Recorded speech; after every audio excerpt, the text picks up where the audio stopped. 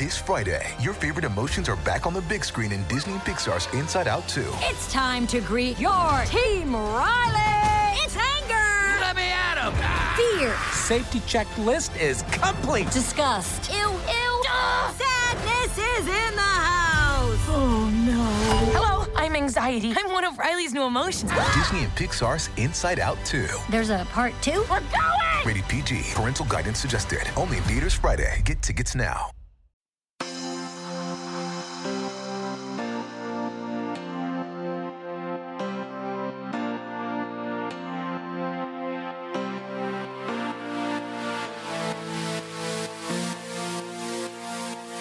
Hello and welcome to Outward, Slate's queer podcast that is actually just a stand podcast for Slate's other currently queer podcast, Slow Burn, Gaze Against Briggs, hosted by our dear Christina Carter-Rucci. If you're not already listening to that banger of a show, which covers everything from the pie that hit Anita Bryant's face to the police cars that got burnt up in the White Night riots as part of your Pride Month consumption, get on that today.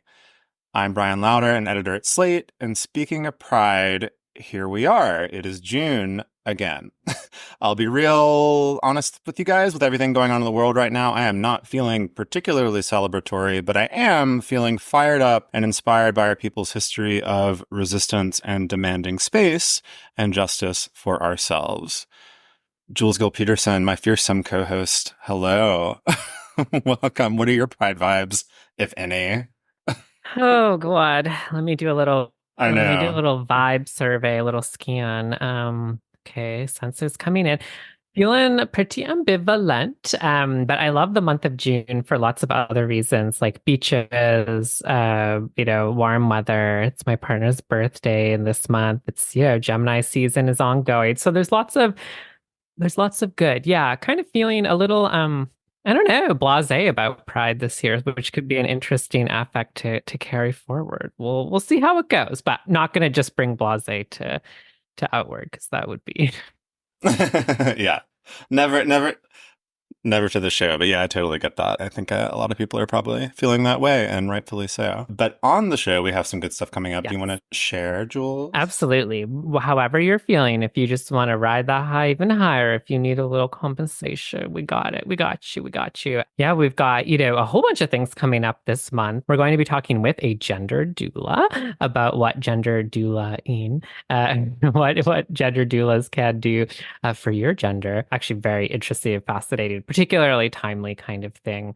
And then we've also got some queer animals coming in the pipeline. So if you have wondered if all the rumors about dolphins and penguins are true, I think we'll be in a place to confirm. What do you think, Brian? Sounds pretty good. I think maybe we'll even have a few of them on the show to speak. Oh my of God! science. Can we please have edible guests? Do we carry enough liability insurance for that? I think if we take enough LSD, we can talk to the dolphins. Is that how that works? Yeah, maybe that's what we'll do. So that's coming up later this month. But as for this week's show, we're kicking off Pride in high style by having OG Outward mother June Thomas back on the show to discuss her wonderful new book, A Place of Our Own: 6 Spaces That Shaped Queer Women's Culture, which is out now from Seal Press. This book has everything: seedy pubs haunted by lesbian Lotharios, secretive shops with mysterious Greek names, neo-pagan land-dyke love triangles, and even softball. We'll talk about all of that and so much more. But first, we'll have our usual round of prides and provocations, and then updates to the gay agenda. Well, let's hop right into it because, prides and provocations count 3 times as much during the month of June. So for everyone tallying at home with us, but we're really delighted to be joined by the one and only June Thomas to join us. So June, thank you for bringing your feelings with you and not just your book today. Thank you for having me. Well, why don't you kick us off? How are you feeling at the start of this year's Pride season? Provoked, proud, a little bit of both, neither? I am definitely proud because I have had a chance to listen to Slow Burn Season 9, Gaze Against Briggs, which Brian mentioned early on, which was another entire wonderful episode of Outward that is so damn good that it really is, transforming my mood. It is bringing me joy. It's bringing tears, which is not something I typically do. I have to say, I'm not an easy cry, but that show this season certainly did it for me. It's just packed with information, with feelings, as I say, and also with queer women's voices, which isn't always the case. And Christina is just an amazing host. I am not going to be the first person on this show or on this network to tell you that this is something really special, but my God, it is. It transformed my month. It could transform yours. Season 9 of Slow Burn, Gays Against Briggs, Gays Love Christina Cauterucci. Yeah. Gays with. Yeah. Couldn't have said it better myself. On this round of Pride and Provocations, I am feeling provoked. And I'm provoked by kind of like a silly, small thing, I guess, in the world that we're living in right now. But I'm gonna share it anyway, because it bothers me. You're gonna think that I'm kind of being like one of those dudes who catcalls on the street that's like tells women to smile more, it's like, smile, you're like beautiful, that kind of thing. Ever thought you're like that, Brian?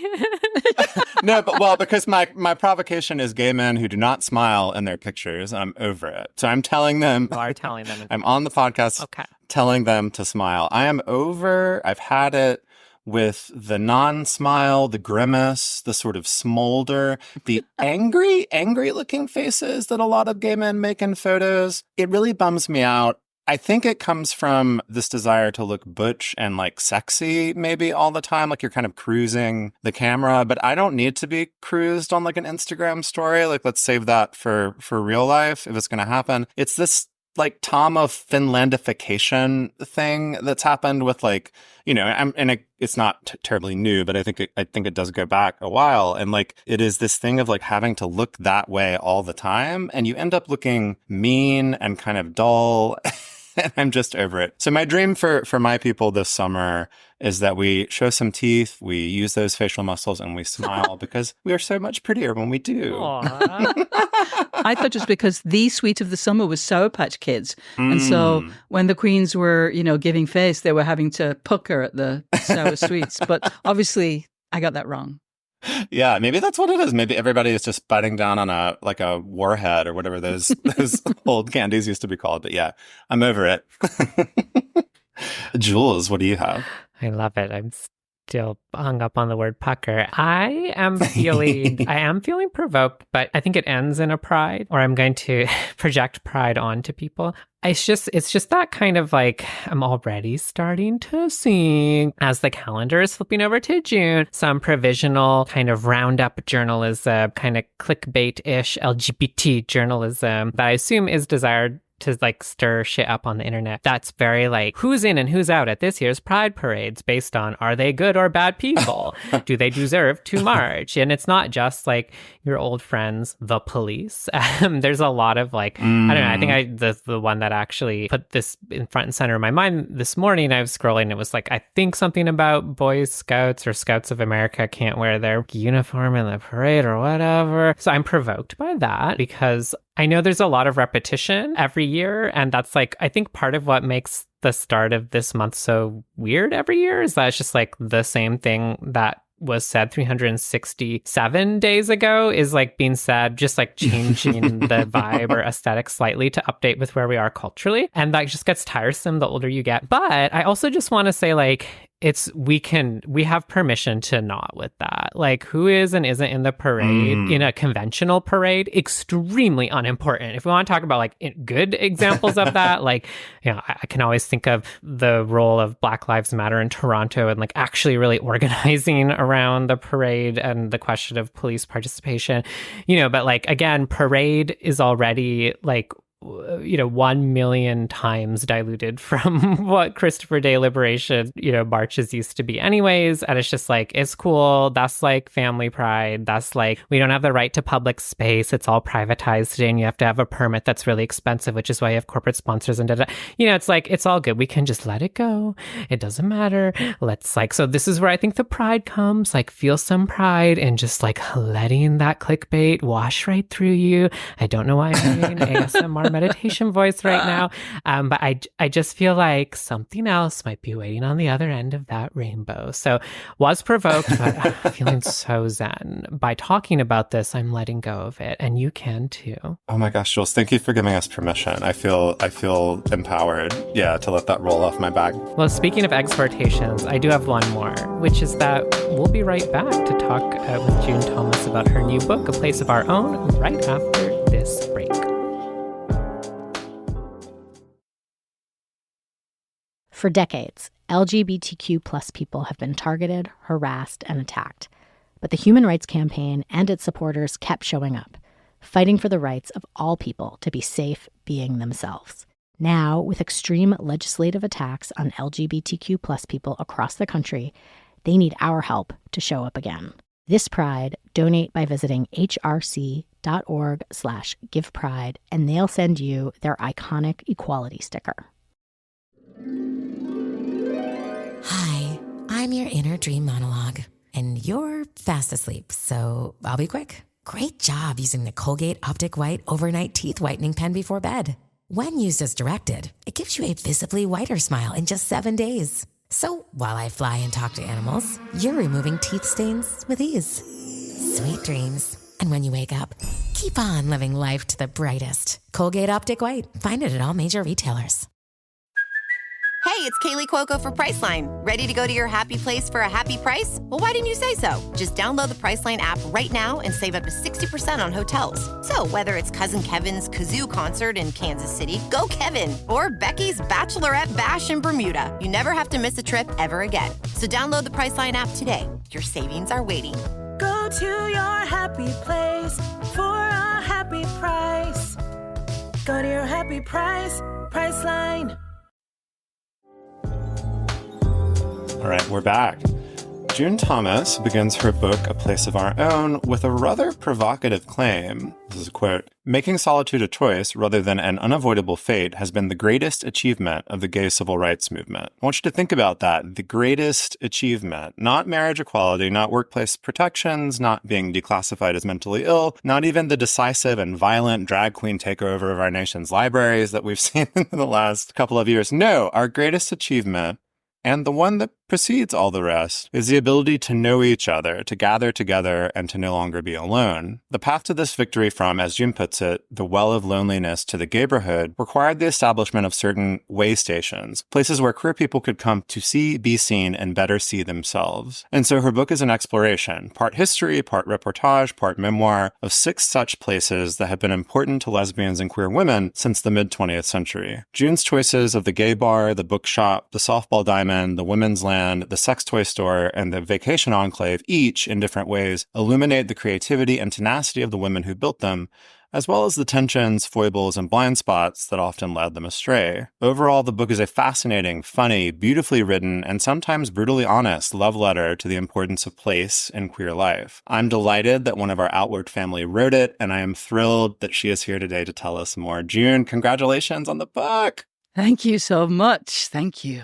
How are you feeling just as it's coming out? This is Oh, just my goodness. vibe check for you. It's so weird. Like I think last time I was on the show saying I felt like 24 months pregnant. Now I'm just like, I feel like I'm holding my breath, and I don't really know when I'll get to let it out. It's a strange, odd moment because we're recording this a little bit before the book's published, Right, so right. I don't. It's just an odd feeling because nothing's going to change that day. But I feel like it's a big day. I don't know, it's like your birthday.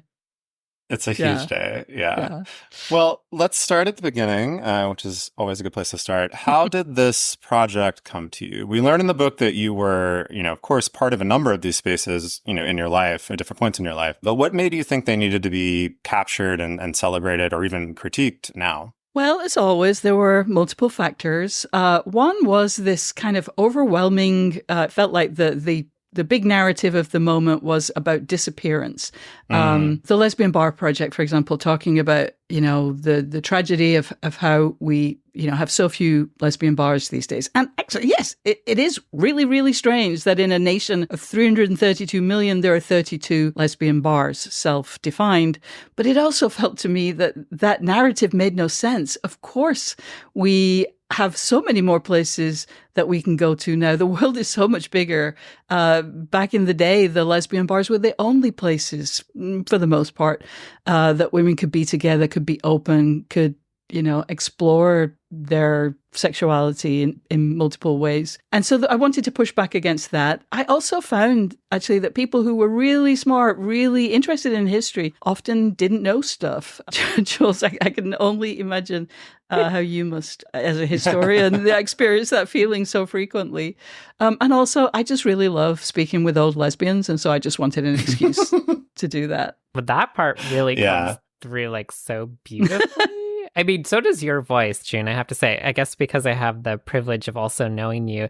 Like, there actually are quite a few laugh out loud moments, but often it was when you were saying something that it was both hilarious, but I also was like, that's so, I could hear your voice in my head. And I love those punctuations because, yeah, I mean, like one of the pleasures for me too is like, I know only a little bit about a lot of the things you're writing about, not a lot. And so it was exciting to find out more about them, but it was delightful to have you as my guide and narrator. But I did want to ask about the interviews because I think they're just incredible. I'm so glad you love interviewing old lesbians. I find it incredibly intimidating and I avoid it because I feel like so like, wow, like here's a person who has triple or quadruple the life experience of me, but also like, I don't know. I just think like there's a comfort sometimes in feeling distanced from the past, even when it's like your quote unquote own community's past. But then there was also just something incredibly moving about, say, I mean, even just to stay with lesbian bars, to hear about the legendary story of some that I've been to in New York, whether it's the Cubbyhole or Henrietta Hudson or really a whole constellation. Yeah. And then to be like, okay, but here's what the owner has to say, here are reflections over decades. I mean, I'm just so curious, like what was that like for you? Both conducting research on these things as historical, but then presumably, I imagine just falling into the orbit of these people who lived that and trying to figure out what version do you then bring to the reader. I mean, it just seems like such a rich, interesting, probably mind-boggling at times sapphic dilemma. Well, one part that was extra strange actually was that because of when I started to research the book and write the book, and because there are 6 chapters, I did tend to do them, focused on one chapter at a time. And that meant that at the beginning, it was still, maybe it wasn't technically locked down, but in practice, I couldn't travel. So, when I thought of this book, I figured I would be going around, I'd be actually meeting with people, I'd be, walking into spaces with them. And it turned out that wasn't possible. So often we were on, not often actually, we were always on Zoom. And so it was, that was different from how it might have been. But I was still like totally intimidated. I was still, really wanting to prove myself, that, hey, I'm one of you too. And it was interesting how often that had been the case. There are some people who I just think now are absolute legends or absolute superstars who telling their own story of how they had to prove their bona fides in order to, make a connection that, it did make me feel part of a lineage. But yeah, I mean, and it was sometimes there were people I knew, for example, Mary Farmer, who had owned Lammas when I worked there. That was, the great feminist bookstore in DC. You can't help yourself, right? You're still full of admiration. You still remember what it was like, what she was like, and also kind of asking about sad things in a way. I absolutely am of the opinion that the fact that stores closed doesn't mean that they failed. I truly believe that. It's not just something that I'm saying at the same time to kind of go through that moment of like, we really tried. We tried a lot of things. We were very creative and innovative and it just couldn't go on. There's a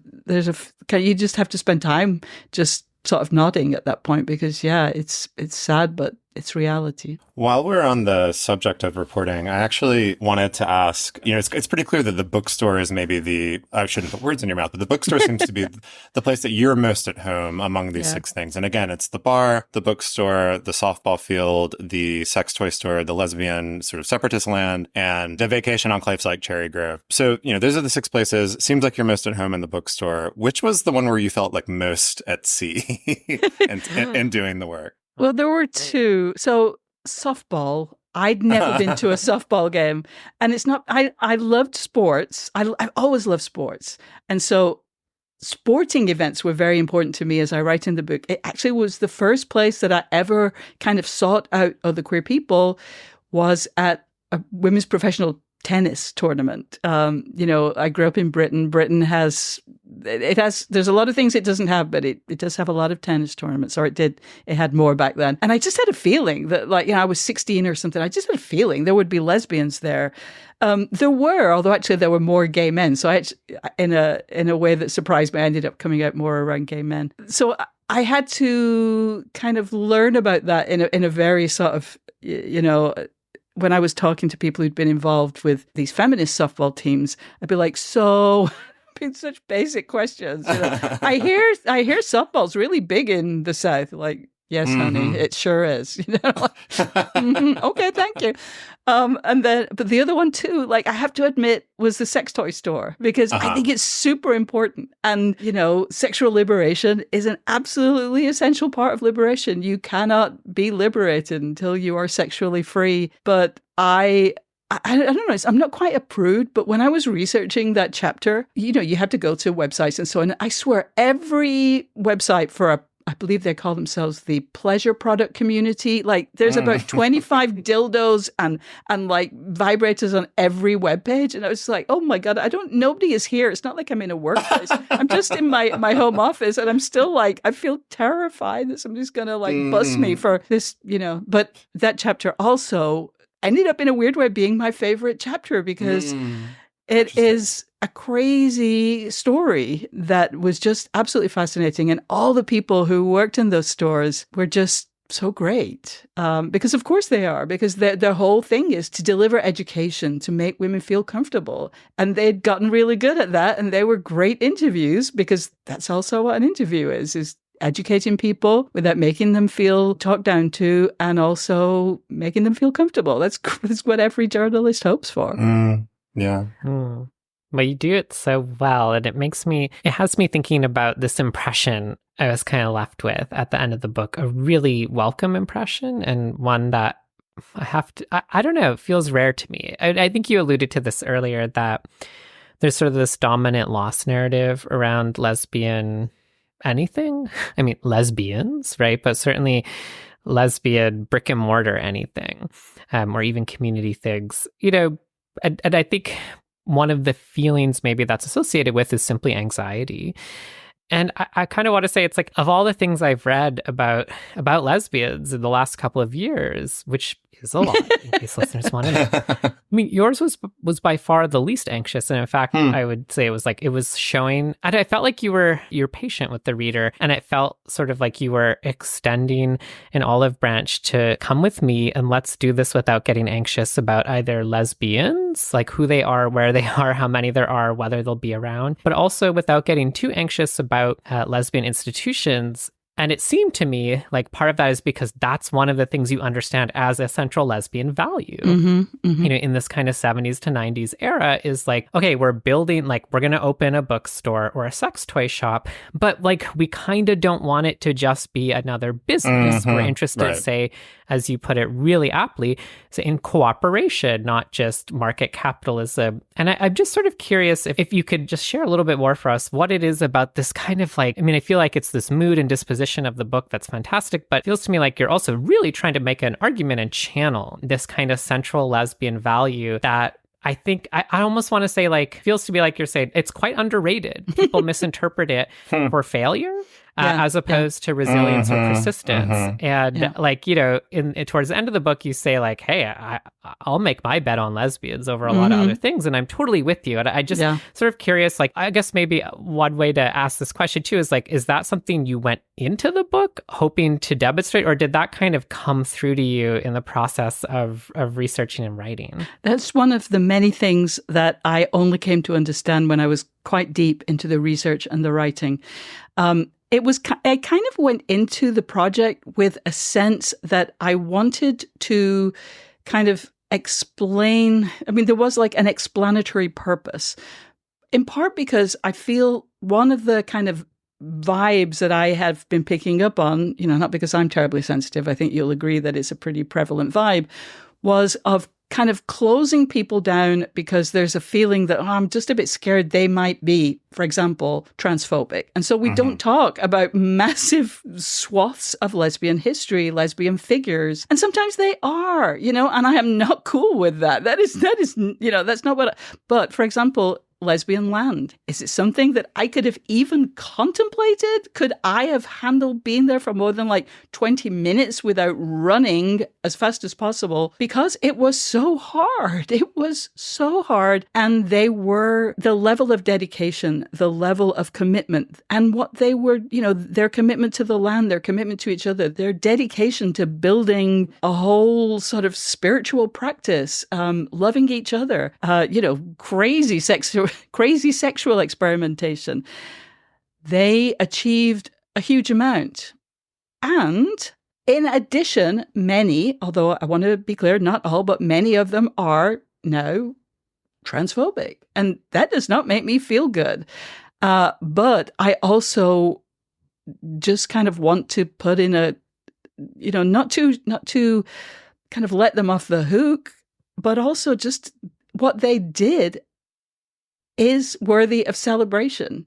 In total, it's not it's not an uncomplicated standing ovation. However, that doesn't mean that we can't recognize the work that they did, what they built. Just think without then also acknowledging the lack of inclusivity and, the allies that they've accidentally, I'm pretty confident, made for themselves by their attitudes. Yeah. That chapter was maybe the most interesting one to me personally, just because I've thought a lot over the years about this question of separatism. And when you say that word, it immediately draws to mind lesbian separatism. That's the sort of the big historical experiment with it, I guess, in the queer community and these places. But I have wondered, I think a lot about is there a way that separatism can be valuable to us now? I think about my social life is almost entirely queer people. I am a separatist, in a certain sense, right? And I am attracted to the idea of, I go to fairy gatherings, which is a version, a similar thing to these lands that you're writing about. You mentioned actually in the book that you were a separatist in the 80s, right? That you sort of identified that way. Just staying on in this Dykeland sort of moment, talk about what separatism meant to you then, maybe, and then how you reflect on it or think about it now. And what are the things that are valuable from that, right? Even as we acknowledge that it went in a lot of ways in a bad direction with these particular places. Or that it got very stuck, that seems to me to be the problem, that there was no fresh blood. There were no new inputs, which I think, from my point of view, is kind of where things went wrong. So there's a couple of things. Just you have to be conscious of what were the options at a particular time. In the 80s, when I was a separatist, what did that mean? It meant when I went into a bar, I wanted for there not to be straight dudes, staring at the lesbians. Because why were they there? They weren't there out of feminist ethics. They weren't there because they loved, queer liberation. They were there to ogle and, for whatever. I don't want to speculate about their reasons, but they were, they had 1,000, 5,000, I don't even know, bars that they could go to. Lesbians had 2, 5, 10. Where did they want to be in those 2, 5, 10? I do not have any bad feelings about, saying this is for us. Now in 2024, am I going to mount a rousing defense of keeping people out of places? Hell no. That is not what we're about anymore. But back then that felt appropriate. I really feel that mood today, actually. In the 70s, what the philosophers of the time were talking about was this society that we're living in is not supporting us. It is harming us. We are not getting anything. That all we are being surrounded by are the weapons of the patriarchy. We can't create anything new where we are. So let's go somewhere and build something for ourselves. And that honestly seems like a really, brave and creative thing to do. And honestly, I kind of see that vibe in effect today. I cannot stress how difficult life was in these rural enclaves, but you have to feel that the mainstream society is so deadening and so harmful, and that the possibility of building something better, however hard it might be, is possible. You have to feel that possibility. And, most of the time we don't have those conditions. in the 70s, 80s, women especially felt those conditions were in effect. And I think a lot of people are feeling that today. And it's, I wouldn't argue with them. We'll be back with more June Thomas and her book, A Place of Our Own.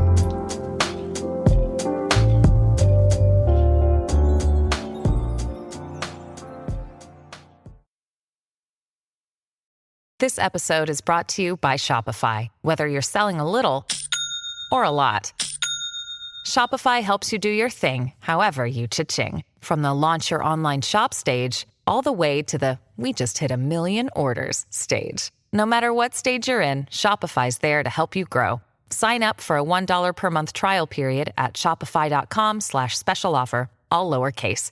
That's shopify.com/special offer. We are audiostack.ai. Combining AI writing, the best synthetic voices, with production and delivery. Be it ads, podcasts, or VOs for video. Just like this ad. How would you utilize AI audio? For free. Go to audiostack.ai/contest. Give us just a few details. And you could replace this spot and be heard by millions. See webpage for T's and C's. audiostack.ai/contest.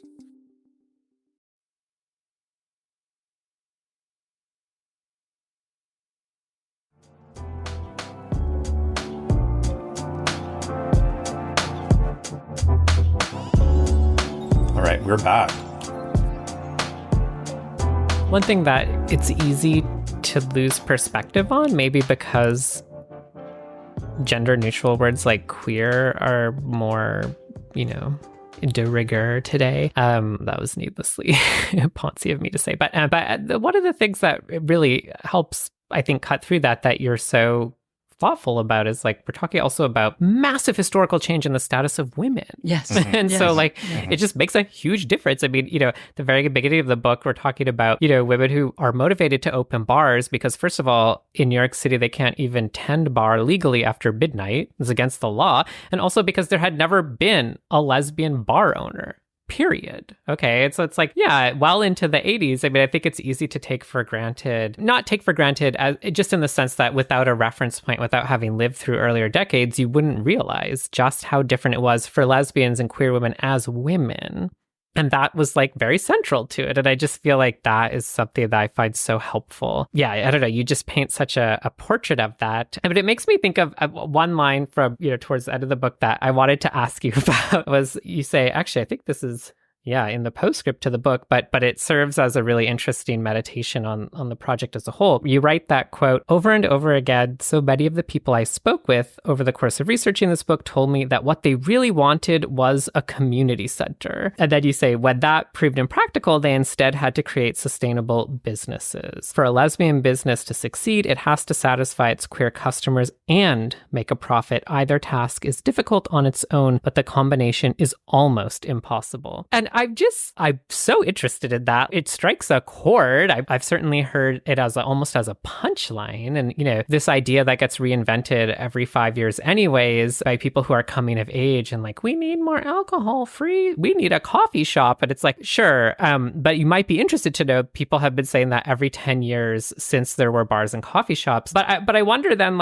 in that sense, what is there about that, right? About that desire that you do something really interesting with it at the end of the book. But I just love you to tell us more about that. I mean, that kind of what I really wanted was this other thing that I didn't even get to do. I mean, Right. what does that, what's at stake there for you? Well, there are a couple of things. I mean, it was really interesting how, again, there were 6 chapters, there were 6 kind of research projects, 6 casts of characters, but there were so many patterns that I didn't anticipate would reappear over and over again, but they did unbidden by me. And the thing that I heard most of all was, what we really wanted was a community center. I mean, people would even say it just so explicitly. And, there have been community centers. There still are some community centers. And they are important because they are a central location where you can go to and you can find people. And that is ultimately the key purpose of these places. But they are, like anything else, they have to have a funding stream, and the kind of things that they can provide are, because there's money for them, are sobriety and mental health and physical health. And those things are important. Those, not dismissing those things, but they're not the thing that people were talking about, which was like, on Tuesday, let's just get together and talk about this issue that's coming up in our community, or even a book or whatever. And that just has never been sustainable. There are too many competing just purposes. There's no money. And so that was a frustration. The other thing was that often people, even if that wasn't what they were intending, the other thing that happened was that commercial projects would become community centers. So, for example, again, the bookstores, that they, even if they just wanted to be a bookstore, people would call them up. You'd be on the phone all the time. And sometimes they would ask about books, but often they'll be talking about, like, how can I find a doctor? How can I find a roommate?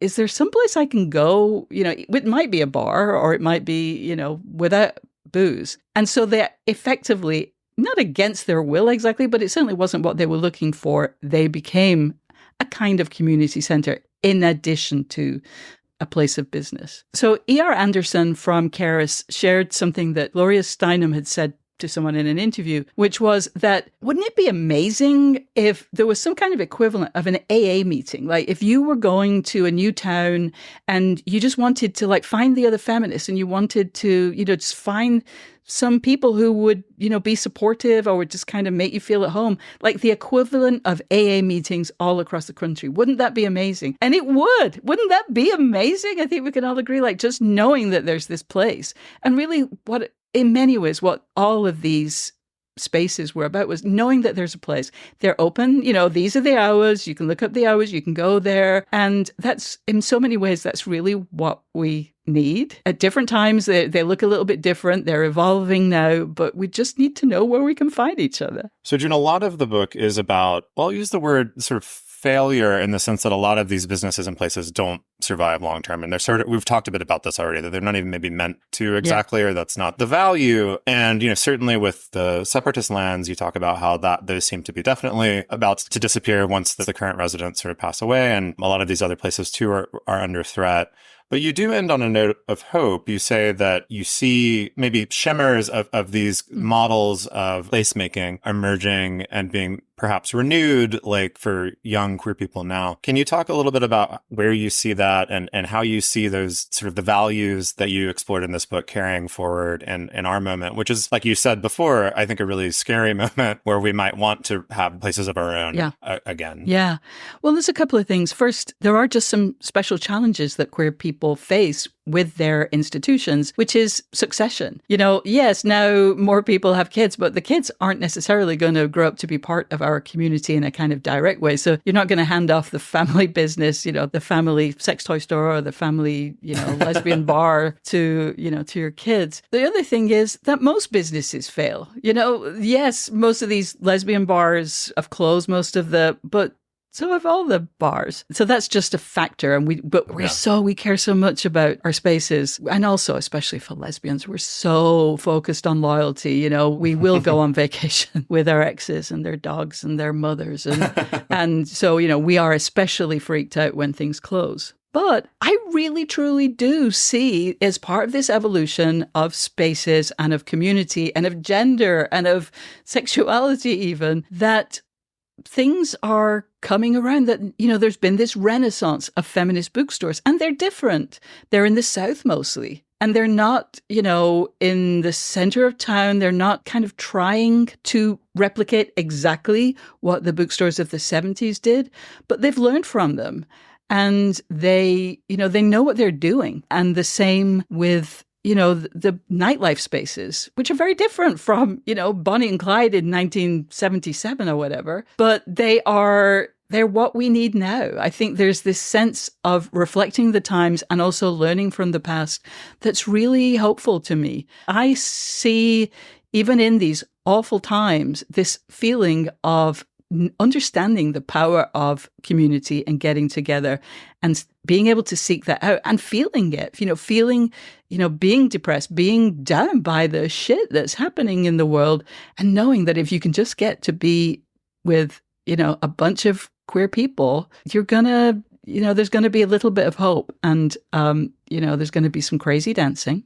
And there's going to be some exquisite cocktails, maybe, and there'll be some talk of books being passed from hand to hand. there'll be some pet talk. Of course there will. But,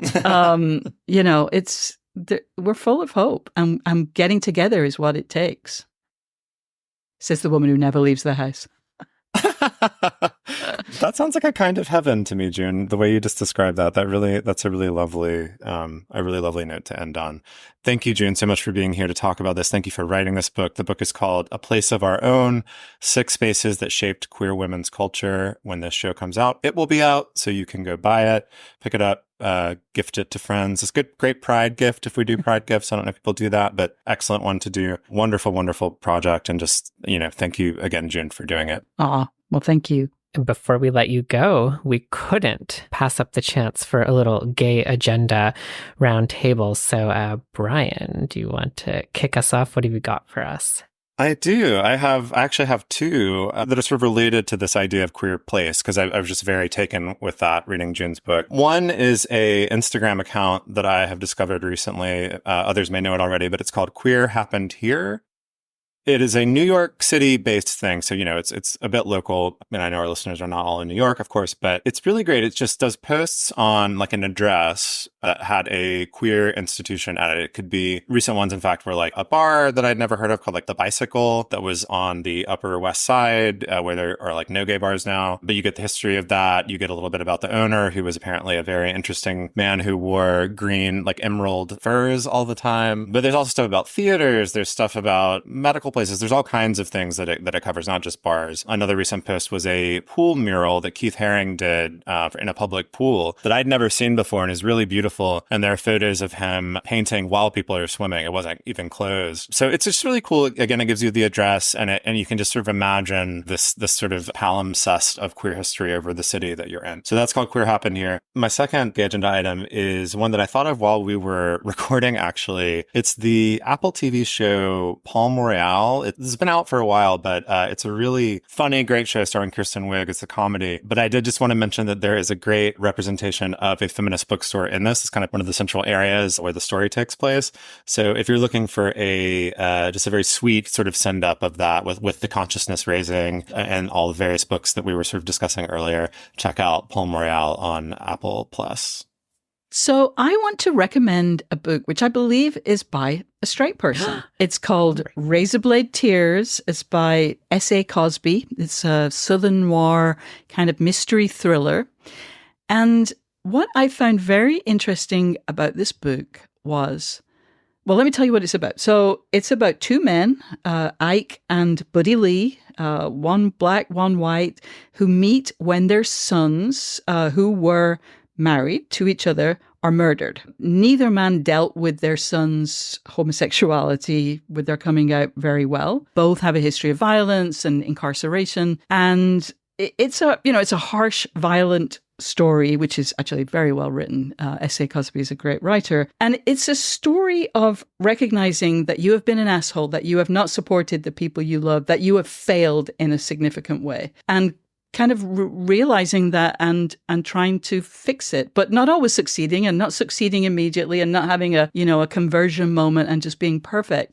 I remember 10 years ago, I don't know, suddenly a lot of people who had been, unthinkingly homophobic, I think, had this realization that maybe they shouldn't be. And there really hasn't been much of a literature of that recognition, of that transformation. And this really did feel like it was kind of exploring that sort of, process of unlearning homophobia, of making amends. And I think that S.A. Cosby did it in a really interesting way. And it's also a very thrilling book, as I say. So it's called Razorblade Tears. It does have some scenes of violence, but I find it really, really interesting. I also What about have you, Jules? A reading suggestion, a shorter one. An article in Rolling Stone recently by Megan Jordan came out on May 22nd, but it's part of their series covering America After Roe. And this article is called Life as an Abortion Doula, and it profiles Ash Williams, who is just a fantastic abortion doula working, in the South, who I've had the luck to meet a few times and learn a lot from. It's a really wonderful piece that kind of digs into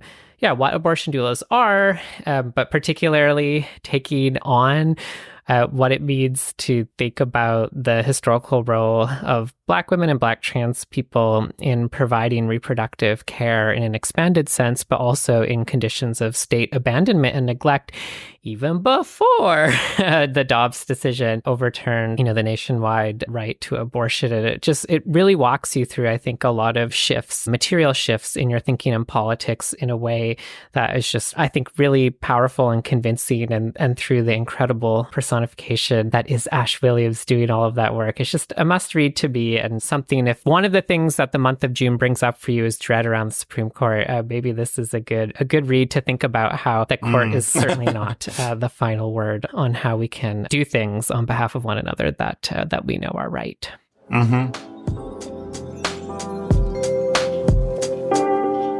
Well, I hate to say it, but I think that's bringing us to the end of our episode for today. But before we go, I want to give a reminder to everyone. Please do send us your feedback and topic ideas and your advice questions to outwardpodcast@slate.com. And as a reminder, if you join Slate Plus, you'll get ad-free podcasts, extra segments on shows like Working, and you'll never hit a paywall on the Slate site. You can learn more about that at slate.com/outward. Our show was produced by Palace Shaw, who makes this show feel very much like a place of our own. And if you like Outward for that reason too, please subscribe in your podcast app, tell your friends about it, and rate and review the show so others can find it. In the meantime, not goodbye, but until next time, Jude and Bryan, but stay gay and also happy Pride. Happy Pride, stay gay. We are audiostack.ai. Combining AI writing, the best synthetic voices, with production and delivery. Be it ads, podcasts, or VOs for video. Just like this ad. How would you utilize AI audio? For free. Go to audiostack.ai/contest. Give us just a few details. And you could replace this spot and be heard by millions. See webpage for T's and C's. audiostack.ai/contest.